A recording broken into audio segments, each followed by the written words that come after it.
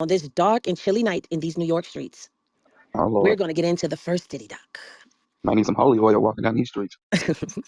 All right, so it says the plaintiff, who is a John Doe, worked for Royal Reigns Management, a prestigious company based out of New York, with additional offices in Los Angeles and Atlanta. Through plaintiff's industry connections, he gained access to parties associated with Combs and Bad Boy Entertainment. One party took place in or around October of 2021. These connections and invitation ultimately led to life-altering and traumatic experiences for the plaintiff. Combs's business picked plaintiff up from the airport and transported him to New York City, where the party was taking place. Upon arrival, the plaintiff noticed several well-known artists in attendance. Plaintiff was immediately offered what he was told was ecstasy by associates of Combs's business, which plaintiff refused. Plaintiff limited himself to just one drink. Even though plaintiff only consumed one alcoholic drink, the effects of the drink were immediate and overwhelming. The behavior towards the plaintiff mimicked a pattern of Combs and his agents slash employees drugging unsuspecting victims in order to make it easier for Combs to sexually assault the person. Unfortunately, plaintiff was one of the victims. A photo of an exemplary container used by Combs and or his agents slash employees to insert GHB into alcohol drinks is seen below. Now, I don't know how to put photos and links to photos anywhere, but I will post this. I don't know where, somewhere where everybody can see it. And this thing looks like a little finger, but it's like a flip top thing. I don't know. It's very scary looking. Looks like it goes in the rectum, but I can see the flip top. Anyway, plaintiff soon became disoriented and the room started spinning. In a state of confusion, he attempted to remove himself from the situation, seeking a safe space. As plaintiff tried to leave, a male voice told him to hold on and promised to help him. The next thing plaintiff remembers is being in a bedroom. Despite being vaguely aware of his surroundings, he could not move, speak, or fight back. Plaintiff was paralyzed. Feeling as if he was trapped in his own body, multiple men began to sexually assault him through sodomy and other forced acts. He distinctly recalls seeing Combs above him, naked. At one point during the assault, during this time, plaintiff was sodomized by at least 3 men. Plaintiff could feel a difference in the size of men which he was being sodomized, further confirming the presence of multiple attackers. The plaintiff continues to attend therapy sessions to address the trauma from these experiences. I just, he said he could tell, he could feel the different sizes, so he knew it was different people. But I want to ask a question. If Diddy is prepubescent, how do you know he was there? I'm gonna leave that on the floor. You can tell by the Maybe, size. well, maybe he was standing above him, like his face, Are you saying he like had the the teeth. man in a buck? Well, Popping! You Not a gonna get book. us banned. You gonna get us banned. I'm gonna mute her ass. Bucking. That's it. mm, Everybody put the drinks down. I'm No, No, seriously. never. Okay, I don't know if this one is true or not. I'm not sure because I'm not a person who. Nigga, that scared me to play in my back door. I'm sorry, my nigga won't let it happen. We've had conversations about this in private, so I can't say whether or not you would really be able to feel the difference like that, or if this is just his way of trying to say that he know Diddy is prepubescent. I mean, well. can't you feel the I'm going to difference? keep it 100. As a Yeah. woman, you feel the difference of sizes Mhm. in your punicon, your thingy Mhm. down there. So I'm sure that you would feel the difference in your back door, especially if it just got busted in Mhm. Oh, Mhm. Lord. for the One part first time. freaking, the other one you can barely feel. I mean, yeah, These are the jokes, people. this I is These are the the don't know truth. jokes. nothing, y'all. I don't know a I'm damn just thing, so saying, I'm like, on Mhm. silent. okay, if one is Like, smaller than the other, then it's less pain, right? one mic, Mhm. one mic. Everybody, one mic. If one is smaller than the other, then you'll feel less pain. So I believe that he's telling the truth. He probably was feeling it because everybody don't got the same size. That's true. Killer, what was you saying? I say kicking the door. Oh, you in the Matrix, girl. She's very. Good night, Bree. Anyways, I'm with Miss Poppington. I agree with that. You can feel the difference. I'm sorry. You can feel if it's a little shrimpola versus someone that's packed. But the thing is, this happened during a party. What's that got Like, to do with anything, though? because it's like this It's a happened fucking during a Diddy party. party. It's a fucking Diddy Okay, party. but listen. It happened during a party. Is this like a train? Like, how does this happen at a party? Like, I've never been to a mansion party. I know weird stuff goes down at these parties, allegedly, Mhm. from what we've heard. But I'm just like, how? If this is the if it's real part. How do you just agree and sign up to some shit like this? I But he don't did think that agree. anybody agreed. Really, I just think that I don't know because I don't know. I really Dre, think you think they were walking past the room and seeing Diddy hitting this nigga from the back and was like, oh, let me get a piece of that? yeah. Yeah, He I'm made a sick of monopoly both of of y'all. cutting reviews. He and had then like he took you'll the get house. a platinum record and a role in a movie and And a you piece of just ass. gotta go for 24 hours and take it and you'll be a rich man. I The don't know. world will That love shit you. is weird. That shit is But not weird to even me. that. We can't be sexist about this situation. Like men do that to women all the time. They drug girls and they all agree to gang rape women, right? Mm, So if they like booty, no. they're not Gucci. A man could agree to gang rape the butt. He could Yeah. take the booty. I mean, allegedly, things like that have happened in jail. So that's why I'm like, how does this become a party? Get into the second allegation. Now, this one seems a little outlandish to me, but y'all let me know what y'all think. So, in 2008, the plaintiff worked as an advisor for Echo Clothing and had been employed by the company for approximately 7 years. Echo Clothing at the time was among the most popular clothing line in the country. In 2008, Combs' Sean John clothing line was also hitting peak popularity. Plaintiff had, in fact, met Combs several times in connection with Combs' development and marketing of Sean John's clothing line. Echo and Sean John are competing lines within the clothing industry, both having had a large amount of success within the hip hop community. Moreover, both lines had relationships with and were carried at the time by Macy's, a well known department store.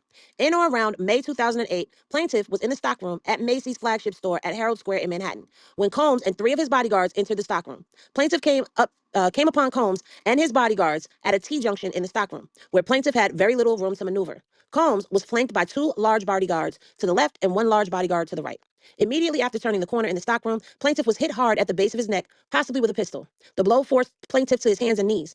As Plaintiff looked up, he saw that each of the bodyguards had guns in their waistbands. Plaintiff heard multiple voices call out things like, "I'll kill you." Combs approached Plaintiff while Plaintiff was still on his hands and knees and said, "Suck my dick, Echo," referring to the clothing line that the plaintiff worked for. Combs thereafter forced his penis into Plaintiff's mouth and proceeded to forcefully and brutally orally rape the plaintiff. Combs continued for at least 2 minutes until ejaculating. While orally raping the plaintiff, Combs grabbed the plaintiff's hair and made derogatory comments like, "You like that, white boy?" After he finished, Combs threw plaintiff's head aside and said words to the effect of, "Shut up or I'll kill you." Combs and his bodyguards began to leave, taunting the plaintiff as he did. Combs proceeded to gather Sean John merchandise from the stockroom. He left the stockroom and headed out to the Macy's retail floor, where he began passing out merchandise to an adoring crowd as if nothing happened.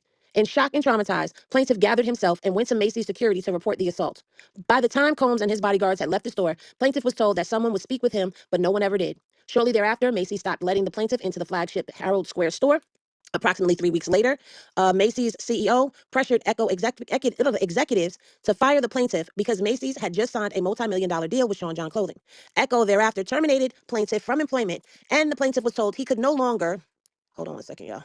I don't even know why it did that. Okay. Plaintiff was informed, was told he could no longer live in his company paid apartment.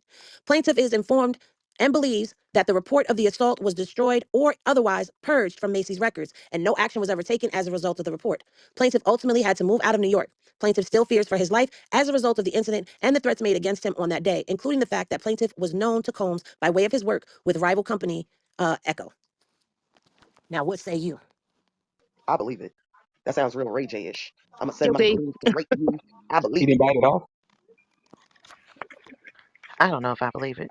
I don't know, because I'm saying if some man ever did that to me or I was ever in that position, I would bite it off. I'm Okay, sorry. but we I see I'm this mean, dying that man, day. I'm dying that day because I'm. Mm-mm. but we see that I he likes to mean, use buck breaking as a tool of power. Like he likes to buck break men. He wouldn't So have been I able to do believe it after that that day. if they did something to him, what did the guy do to him? Why did he have that much beef? And if it was already like a rival company, we know this man blows up people's cars just for fucking with his chick. but he didn't butt So If you go to the police, then you can stop that easily. exactly, but he didn't butt break him neither. He didn't buck break him. Allegedly, he orally raped him. So that means that's that he buck forced breaking. him to give him head. But that's Mm, buck breaking. I'd have If bit his you're dick not if off. you're not a gay I man, don't that's know. still buck break. See, my That's still being buck interpretation of break. buck breaking was when they hogtied the man down and they raped him, because that's very humiliating and violating for a man. That does something to them. I mean, I'm quite sure having somebody force their, in your mouth, but I still don't even understand how does somebody force something in your mouth And you didn't bite it. and you don't bite it, like you don't have a reflex to do something. But then again, he said that he was in there with three bodyguards that had pistols, so then there's that too, But they let him leave. right? And they decided to take his apartment after he did that to him, or did he try to sue them and then they took it? After he had reported it, they stopped him from going into the store and then they fired him. And because the job was paying for his apartment, he lost his apartment. Doe's, excuse me. So this is John Doe number three's factual allegations. He's a Okay, Johnny Dog. Sean Combs' infamous white parties were legendary events known for their exclusivity, extravagance, and strict dress codes, where attendees were required to wear all white. These high-profile parties, particularly those held at Combs' estate in the Hamptons, attracted A-list celebrities from across the entertainment, fashion, and business world.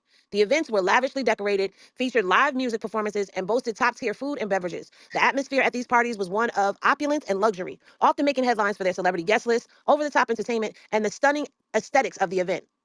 Many unexpected individuals were recruited to attend these parties. Some of this recruitment took place in Manhattan. Many individuals were also recruited in Los Angeles and were paid to fly in and to attend these functions. In 2006, plaintiff was employed by a security firm, Mass Security, where he provided security services for nightclubs and private events. In August of that year, plaintiff accepted a last-minute job at Combs's East Hamptons property, which he believed was hosting an exclusive white party for a large, affluent crowd. Plaintiff noted that guests arrived in luxury vehicles and many appeared to be executives. Upon plaintiff's arrival, he was greeted by Combs, the event host, who expressed interest in meeting all staff members. Okay. During their interaction, Combs offered plaintiff another job opportunity working security, which plaintiff ultimately declined due to his father's severe illness and the challenges of relocating. Combs appeared sympathetic to the plaintiff's situation and understanding of the decision. As the event progressed, Combs targeted plaintiff and provided him with 2 alcoholic drinks throughout the night. After consuming the second drink, plaintiff began to feel extremely ill and leaned against his truck for support. Based on information and belief, Combs, by himself or through his agents/employees, previously laced the drink with drugs, not limited to GHB and or ecstasy. The behavior towards the plaintiff mimics a pattern of Combs and his agents/employees drugging unsuspecting victims in order to make it easier for Combs to sexually assault that person. Ultimately, plaintiff was one such victim.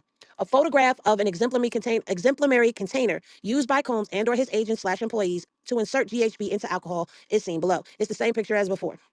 Combs approached him again, inquiring about his well-being and displaying what plaintiff initially interpreted as concern. However, he soon found himself being forcefully pushed into an open van by Combs, an act that left him in considerable pain. Once inside the van, plaintiff was held down by Combs, who overpowered him while he struggled to escape due to the effects of the drugs in his system. In a horrific turn of events, Combs sexually assaulted plaintiff by inserting his penis into the plaintiff's anus and sodomizing him, all while dismissing the plaintiff's pleas for help by repeatedly saying, "You'll be all right." I'm sorry. He I did almost that said shit. something so wrong. I was like, did he have a skirt on? Like, what? You couldn't fight? You had on jeans? What? I don't know, because I don't understand how your pants got down around your ankles that quick. He That was was it. He was all drugged. that on He you? was drugged, guys. Don't do that. He was drugged. Well, they forgot that. You know, when you write a book, you got to make sure you move the people along in the story. Right. Or just, you could start your imagination starts to wander. Nah, fuck that. How the fuck you just gonna let the man do that? Like, you not gonna fight? So we not fighting around here? You Like, pulled so your ain't pants we down and just not gonna everything. fight? Get All up. my life, I had to fight. Fuck. What the fuck? So you just gonna let somebody take your shit? Oh, my. He told him Man, take listen. that Well, Guy he shit. was pulled his bleeding. pants, y'all. His uniform pants. Like, what? And let me tell you something. Well, actually, you know what? No, them uniform pants, you can bust them if they have those little silver hooks, because that's what our Oh, pants have. The silver hook. and So let's you not could act bust like those booties don't be pants. looking good in uniform pants. Booties be looking good in uniform Yo, pants. listen, you got to go through 2 or 3 layers of some shit to get to that ass. You got to go through fighting ribs, pelvic bone. You got to go through knees, elbows. What? How the fuck Hold up, hold up, you hold go? up. We talking about ass? I'm talking about How big? I mean, at the end of the day, if I'm he was sorry. pushed into the van and he's face down, ass up, Ass then up? he's He got was to pull bleeding. those pants down and get up in there. Like, we're hearing now. I'm not being funny. I'm being for real. We're hearing that Diddy is prepubescent. So how? Stop it, y'all. I'm trying to be serious here. So the pants had to be like all the way down. What? The So pants had to that be means all the he way had down. to also And boot then he him got to up jump in the on him. air to get in the pussy. Okay, He got to jump okay. on Let's him. keep Okay. it Listen, real. Fuck We that. know How niggas did pants don't go this? one down He mic, till was one after mic, helping the one him. fact. He mic. wasn't sexually assaulting. Can I get this mic real Yes, quick, get the y'all, mic. please? Mm-hmm. If Mm-hmm. it was like that quick, how did he get up that quick, or was he already up? He had to I'm already be sorry. up. What was up? Well, I He's just want to nasty. say, He's let's not nasty. act like when you getting that quickie and your pants is like down there by your ankles, you ain't really restrained. Like you kind of tied up, but you ain't That really man tied ain't up. got a dick. So how he? Wait. Okay, but Fuck you that. could He point ain't that got out. no dick. Hold on. Because we not done. There's more. After the assault, Combs left the plaintiff in the van and proceeded back to the party. Plaintiff struggled to leave the party due to the drugs he believes to be in his system from the alcoholic drink Combs provided. As plaintiff was leaving the party, he experienced a disturbing sensation as lubricant-like fluid leaking from him, which he believed to be semen, causing him profound disgust. When plaintiff finally managed to leave the scene and return home, he informed his supervisor of the incident. Upon arriving home and showering, plaintiff noticed more semen discharge, which intensified his feelings of violation. In the aftermath of the assault, plaintiff struggled with intense emotional pain and mental health issues, feeling disgusted and deeply depressed. Plaintiff has expressed a significant impact on his personal life. He has never married and often struggled to maintain relationships due to the assault. Plaintiff describes himself as an all-American guy, yet acknowledges that not a day goes by without thoughts of the traumatic event. My thing is, you got fluid leaking out of you. You don't go to the hospital. You don't call the police. You don't like. What is going on here? Like, why are we this? I don't know. I'm just asking a question. I'm just thinking out loud and asking a question. I'm not trying to be funny right now. I'm being so for real. That nigga P Diddy probably slammed about $10,000 on his face, like, bow, take that, take that. All right, I'm done. I can't I with you. can't do this. I can't do this. Why are y'all like This this? is horrible. Take that. Take that. I'm sorry, I'm done. I'm speechless. I don't know. I think he liked it. Well, it could be embarrassment. It could be Or He was embarrassment. probably starstruck. I don't know. I don't know. no, he I wouldn't. don't know. I'm starting to. Okay, so These niggas is really scared of Lord forgive me. this dark skinned pretty nigga. Like they're really scared of him. What pretty nigga are we talking about? Diddy? P Because that Diddy, nigga was Is not he pretty even in pretty? At 2006, all. When he 2008. was doing the Not with them Harlem Shake, fucking at teeth. all. he wasn't. Exactly. He wasn't pretty. Not with them teeth either. Pretty. We're not talking about veneer Diddy. No, we I don't talking about care. Bucky Diddy. Old Diddy, I fucking flex my original finger, my We Diddy, ring talking like like a about all Bucky fucking motherfucker. Diddy. teeth. Every Bucky every Man, single broke butt every Matthew Diddy. every single version of Diddy has not been okay. Mm-mm. I agree. He's Deal, not attractive. Gene Deal said he got two personalities, which is brother love, and then they got Puffy Combs. Myself and Possible. Irene. Is it possible? See what messes me up with this one is the fact that he's like, he's never married and has struggled to maintain relationships due to the assault. Now that's verbiage that I have heard women say after they've been raped I and believe he assaulted. was mortified all his life. He's been embarrassed about that shit. I do But too, but at the he same probably was like, I'm time, gonna take like, it to the grave. He probably didn't realize this shit was gonna happen. but he He kept might Yeah, be saying, the only one. how that, does this dude get up and just go back to a party? Like, that has to be some real sick shit. He He's liked it. Satan. it could be the drugs that Tootsie got his mind with. I don't know. That shit is a combination of a lot of stuff. And listen, Could he be like a serial something? Like how yes, a there's a serial serial. rapist, Yeah, well, yeah. What else? Psychopaths and a sexual deviant, yes, those words. Yep, a those words. beyond the nymphomaniac. When he rapes somebody, it's not about the feeling, it's about the power. He gets no sexual nothing from it. He probably comes off of power. And then when he's with men, that's when he gets to actually enjoy sex Well, you or know watch what? men have sex with other people or weird shit like that. You know what? That's what rape is all about, though. It's about power. It's not about Hmm. sex. It's about power. That's why, you know, if a woman is being raped or a person's being raped and they go from fighting to enjoying it, it's not enjoyable for that person no more Mm-mm. because it's about power and dominance. Yeah. The possibility that maybe there's a little bit of truth to it. Maybe some of these people actually like signed up for this act and regretted it later. Hmm. We can't take any possibility off of the table right now because guess what? We weren't there. So if anybody is getting offended, we're just exploring all the options. This is an open dialogue.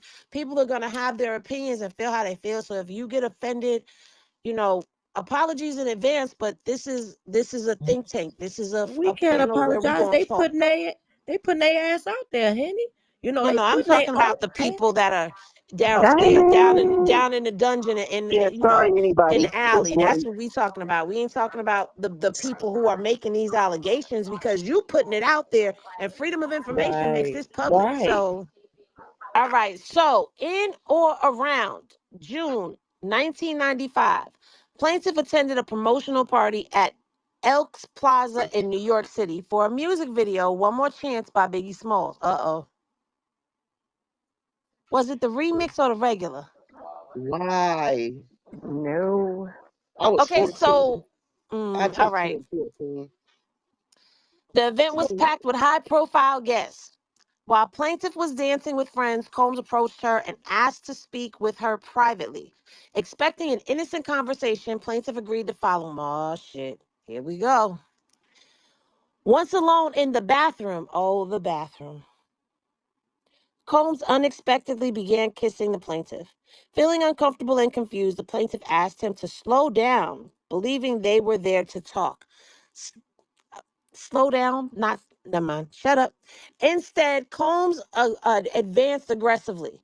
When plaintiff attempted to pull away, he violently struck her, slamming her head against the wall and causing her to fall to the floor. Disoriented in pain, plaintiff tried to escape, but Combs hit her again, making it nearly impossible for her to move. Combs then lifted her dress and raped her vaginally while she lay helpless on the floor. Plaintiff tried to resist, but her injuries and shock left her powerless. After the assault, Combs adjusted his clothes in a nonchalant manner and threatened the plaintiff, saying, "You better not tell anyone about this or you will disappear," leaving plaintiff terrified for her life. Combs left the bathroom, abandoning the plaintiff in a state of shock, fear, and shame. Plaintiff remained on the bathroom floor for a while, trying to regain her composure. Plaintiff felt intense pain in her head from the blows and was emotionally shattered. After some time, she managed to stand, fix her underwear and dress, and wipe away her tears. Terrified that someone from Combs's business might be waiting outside to harm her, plaintiff cautiously gathered the courage to leave the bathroom. Plaintiff left the party and never returned. Since the assault, plaintiff has avoided the news as it triggers traumatic memories. For years, the plaintiff kept the assault secret, fearing retaliation from Combs and Combs's business.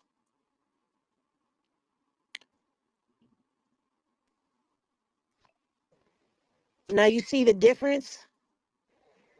Y'all hear how everybody got silent as the pin dropped? I was trying to think of what to say. Mm-hmm. There really ain't too much you can say. Like Mm-mm. in this one right here, it's a lot of detail. Yeah, Yeah, it is. Well, that was believable. Diddy taking everything. He taking coochie, he taking booty, he taking men, he taking women. God And he damn. leaving semen behind, Diamond. Is the dog all right? Is the Not no dog all dog. right? And he's not the only one. We know that. Yeah, Yeah, not the that's dog. true. Man, That's true. And you know somebody what? go check on the goldfish. Oh shit, not the No, goldfish. not the goldfish. Diddy Well, did we it? don't know what's on them freak off tapes, okay? Mm, Oh Hmm. no. I heard that Drake But tape with the dog, allegedly. That was oh Lord. crazy. Did y'all hear that shit? That was crazy. Crazy. I don't know I what to wonder say why they about told him. Oh, sorry. go ahead. No, go ahead. No, I wonder why they told him no more female visitors though. Like, what could have happened while he was at that jail though? But how do you tell him no more female visitors and he also has male victims too? Mm-hmm. That's what I'm saying. Very Like, true, Mo. did something happen with the guard or some shit? That's what I'm wondering. I don't know. Mm. It just seems like he's running around fucking this person, fucking that person, and then going back to whatever he's doing and just I'm gonna kill you and go about his business. Now, here's my question. Because now the pin drop, because I know this one gave you a lot of detail. It gave you a time, it gave you a place, it gave you feeling, it gave you emotion. It moved you like how it's supposed to move you when you're telling something that happened. You're recounting the event. You were slammed against the wall, fell onto the floor, you lifted your dress up, yanked your stuff down, and just jumped up in there and did what he did. As where in the last one that we just read with the dude, there were details missing. Now, I don't know if that's because that's a man or not, but I also know that as a people in whole, it's different when we hear stuff that happens to men than it does with women. Y'all know that you know that we unconsciously do that. Yeah. Yes. All right, y'all. So, Mr. Combs' legendary white parties in the Hamptons were well known by many, including John Doe. The kind were the kind were countless celebrities attend in 1998 when John Doe was only 16 years old. He was recruited out of New York City and indeed, while residing in New York City, received an invitation to one of Combs's parties through a mutual connection. What kind of connection does a 16-year-old have? Never mind.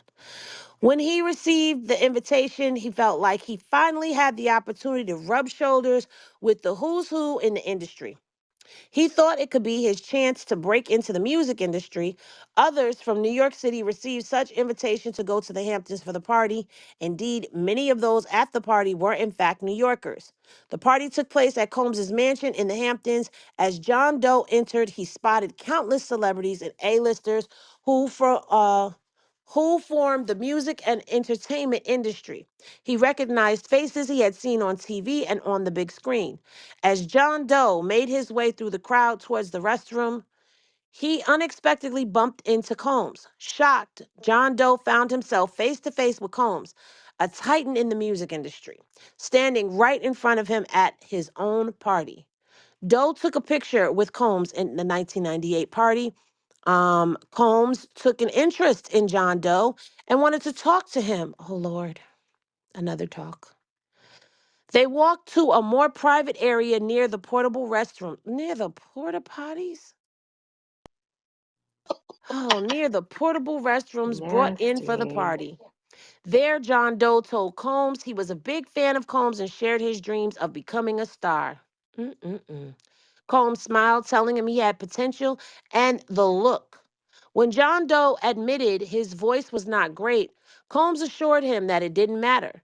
Combs made clear that the only thing that mattered was having the right look for the industry, and with it, Combs can transform Doe or anybody into a star. Here we go. Despite the pleasant conversation which occurred, things took an unexpected turn for the worse. Combs abruptly told John Doe that he needed to drop his pants. John Doe, caught completely off guard, confusingly asked Combs to repeat himself. Combs made himself clear. He instructed John Doe to drop his pants and expose his penis so that Combs could inspect it, explaining it was a rite of passage and the route to becoming a star, and also as a way to prove himself. Do you want to break into the business, quote unquote? Doe immediately felt uncomfortable, froze, and did not know what to do. Combs remained calm and stood in front of him and stretched out his hands in a cupped position. Out of fear, anxiety, and the imbalanced power dynamic between himself and Combs, John Doe then dropped his pants and exposed his penis as Combs previously instructed. Combs moved closer and grabbed John Doe's penis and genitals with his hands. He firmly cupped and held on to John Doe's genitals at, for an extended period of time. During this time, Combs moved his hands in a fashion to manipulate John Doe's genitals, squeezing and feeling them. Doe was only 16. Combs abruptly let go of John Doe's genitalia and told him that his people would be in touch. Combs continued with his party as if nothing happened, but for John Doe, everything had changed. John Doe eventually recognized Combs' sexual assault of him and his power and influence over John Doe because he knew John Doe wanted to become a star. As a result of Combs' sexual assault onto John Doe while he was a minor, John Doe explained damages including pain and suffering, mental anguish, physical impairment, and emotional torment. The interaction continues to humiliate and cause shame on John Doe. Because of Combs' power and notoriety, plaintiff was afraid to report what had happened. John Doe became yet another sexual assault victim of Combs through the same pattern of abuse and influence Combs exercised over others previously. See, I'm gonna let y'all have this one. I told Don't you this about that sound like physical. that? Well, I want to say something real quick. It sound like that story with the little Jerome boy, but he was just too scared. He kept making Puffy seem like he was just cool. It did not happen. But it's the same story. It's the same get down. Like then they find him at the church house, from what I heard. That's You're what I heard. talking They about find a white party by the porter potties. no, but I'm saying they find majority of their talent. Like they, it's like a basically, it's like a prey thing. Like No, no, you no. find out. Listen, me, Linda. Listen, Linda. Listen. Okay, Linda. Okay. We at a white party. Everybody is there. Everybody in the club getting tipsy. and you whipping out your dick and he's feeling you up by the porta But potties at the white party. Right. All right, so here we go. Mr. Combs, another legendary white party, you guys. I never liked white. I do, but it's like the impurity that is happening to the Hmm. white. I don't think I'll ever look at it the same if any of this shit comes out to be true. That's why it was a white wait, I party. thought the white parties was that one white dude. What's his name? I thought those No, was his parties. No, he copied off No, of Diddy. Diddy has a yearly, an annual, all Wow. white party in Yes, the Hamptons.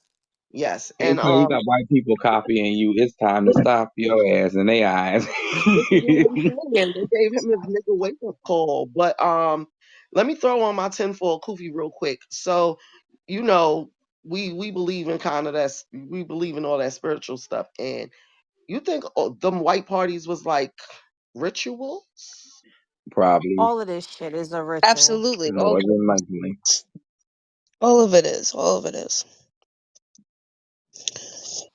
All right, y'all. So, Mr. Combs' legendary white parties in the Hamptons were well known by many, including John Doe.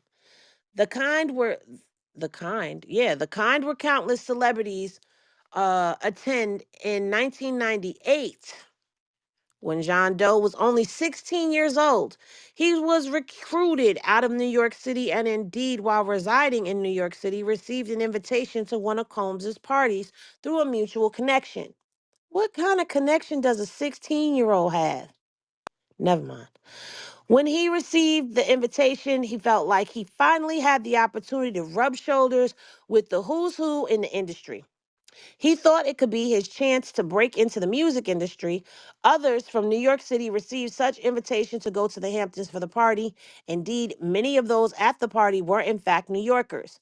The party took place at Combs's mansion in the Hamptons. As John Doe entered, he spotted countless celebrities and A-listers who for who formed the music and entertainment industry.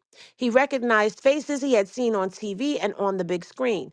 As John Doe made his way through the crowd towards the restroom, he unexpectedly bumped into Combs. Shocked, John Doe found himself face to face with Combs, a titan in the music industry, standing right in front of him at his own party. Doe took a picture with Combs in the 1998 party. Combs took an interest in John Doe and wanted to talk to him. Oh, Lord, another talk. They walked to a more private area near the portable restroom. Near the porta potties? Oh, near the portable restrooms brought in for the Nasty. party. There, John Doe told Combs he was a big fan of Combs and shared his dreams of becoming a star. Mm-mm-mm. Combs smiled, telling him he had potential and the look. When John Doe admitted his voice was not great, Combs assured him that it didn't matter. Combs made clear that the only thing that mattered was having the right look for the industry, and with it, Combs can transform Doe or anybody into a star. Here we go. Despite the pleasant conversation which occurred, things took an unexpected turn for the worse. Combs abruptly told John Doe that he needed to drop his pants. John Doe, caught completely off guard, confusingly asked Combs to repeat himself. Combs made himself clear. He instructed John Doe to drop his pants and expose his penis so that Combs could inspect it, explaining it was a rite of passage and the route to becoming a star, and also as a way to prove himself. Do you want to break into the business, quote unquote? Doe immediately felt uncomfortable, froze, and did not know what to do. Combs remained calm and stood in front of him and stretched out his hands in a cupped position. Out of fear, anxiety, and the imbalanced power dynamic between himself and Combs, John Doe then dropped his pants and exposed his penis as Combs previously instructed. Combs moved closer and grabbed John Doe's penis and genitals with his hands. He firmly cupped and held on to John Doe's genitals at, for an extended period of time. During this time, Combs moved his hands in a fashion to manipulate John Doe's genitals, squeezing and feeling them. Doe was only 16. Combs abruptly let go of John Doe's genitalia and told him that his people would be in touch. Combs continued with his party as if nothing happened, but for John Doe, everything had changed. John Doe eventually recognized Combs' sexual assault of him and his power and influence over John Doe because he knew John Doe wanted to become a star. As a result of Combs' sexual assault onto John Doe while he was a minor, John Doe explained damages including pain and suffering, mental anguish, physical impairment, and emotional torment. The interaction continues to humiliate and cause shame on John Doe. Because of Combs' power and notoriety, plaintiff was afraid to report what had happened. John Doe became yet another sexual assault victim of Combs through the same pattern of abuse and influence Combs exercised over others previously. See that I'm gonna let y'all have this one. I told Don't you this about that sound like physical. that? Well, I want to say something real quick. It sound like that story with the little Jerome boy, but he was just too scared. He kept making Puffy seem like he was just cool. It did not happen. But it's the same story. It's the same get down. Like then they find him at the church house, from what I heard. That's You what I heard. talking They find about him. a white party by the porter potties. No, but I'm saying they find majority of their talent. Like it's like a basically, it's like a prey thing. Like No, no, you no. find out. Listen, me, Linda. Listen, Linda. Listen. Okay, Linda. Okay, We at a white party. Everybody is there. Everybody in the club getting tipsy. And you whipping out your dick and he's feeling you up by the porta but it, potties at the white party. Around all them people. But uh, if the people if already it's know Diddy's what party, he's about, right?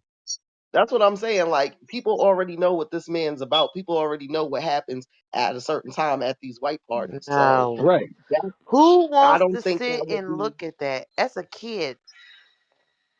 And They most of all those do people it. were they were doing it with him. That's what I'm saying. Right. Like we're forgetting he's not the only predator that's at these parties. There you go. All right, let's get to the last Jane Doe.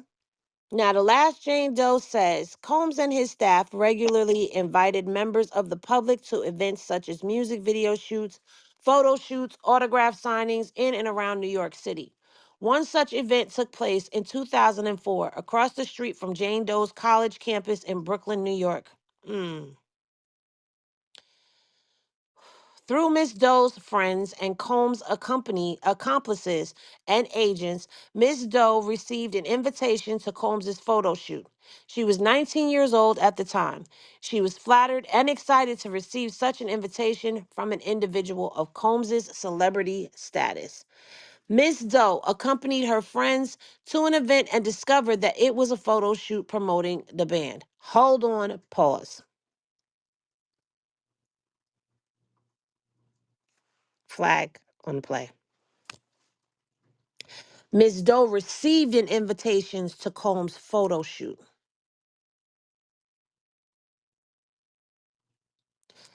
She accompanied her friends to the event and discovered that it was a photo shoot promoting the band. The band?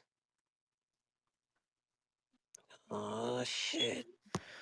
A Mm. recording group signed to his record label Bad Boy Entertainment. At the photo shoot, she and one of her good friends, another freshman living in the dormitory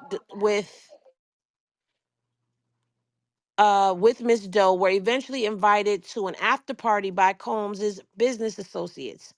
Before leaving for the party, Miss Doe had met Combs at the photo shoot.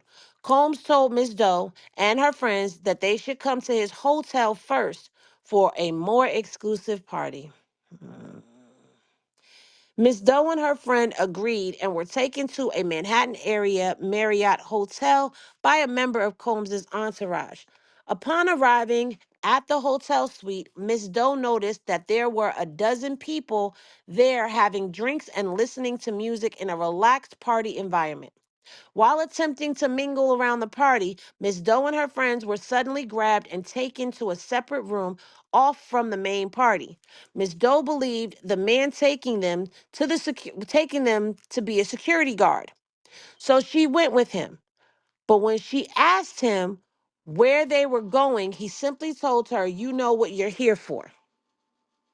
After asking Miss Doe and her friend, taking Miss Doe and her friends to the bedroom, the security guard left the room and locked the door. The only person in the room besides Miss Doe and her friends was Combs. Combs gave Miss Doe and her friends more drinks, then instructed them to imbibe cocaine that he had prepared for use on the coffee table. Miss Doe did not want to do the cocaine. Combs continued getting gradually more aggressive when the two women and event when the two with the two women and eventually began forcibly touching them without consent. When they resisted, Combs ordered Miss Doe's friend to perform oral sex on him, or else he would have them both killed. Miss Doe's friend complied, and Miss Doe begged Combs to allow them to leave. He did not agree. Combs soon turned his sights on Miss Doe and forced her to take her clothes off, again under the threat of violence. Once she was undressed, Combs forced himself on her and began to sexually assault her. Combs fondled, molested, and ultimately raped Miss Doe, all while she begged him to stop.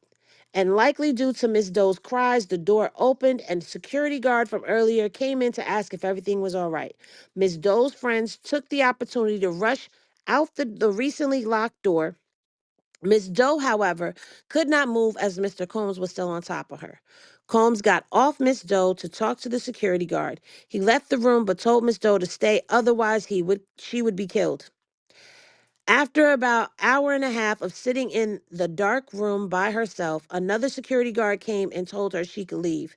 Miss Doe gathered her things and left immediately and called a taxi back to her dormitory in downtown Brooklyn.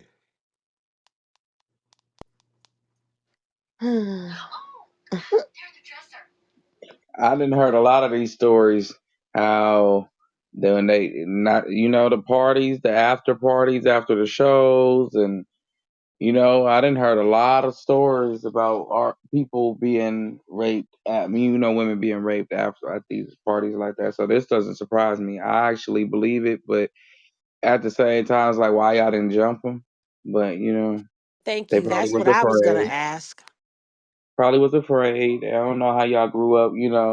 Some people grow up differently than we grow up, so we'll think like if we was in that situation, this is what we would do. But when you actually in that heat of the moment, you freeze up sometimes. So I don't know. Everybody has a fight or flight in them. It's naturally Yeah, in you. We all have that. You have that moment where you're either going to flee or you're going to fight. And yeah, a lot of times you're going to fight, especially if you're you think that if me and I'ma call y'all back, or me and Miss Poppington, or me and Selena, me and Uniquely, me and Nikki, me and Michelle, me and Killer, you think there's two of us in this room. You think we not jumping you? yeah. I'm Oh, expecting we it. jumping you. Look, We I'm You jumping you. think expecting that it we're not too. trying to get out of this room? You think one of us is not going to knock you upside your head? Because even if one of us is scared, let's say something is going down and I'm just extremely paralyzed by fear and I can't do nothing. You think the other person is not going to figure something out to knock him upside his head and try to get out of that room, door locked or not? Like, I Well, I don't mean, know. at Like, the this is same what I'm time, Anything. wait, saying. at the same time, like he said, he was gonna kill her. He was gonna kill You both would of have had them, to and kill you me in think front you of all getting the out there? people.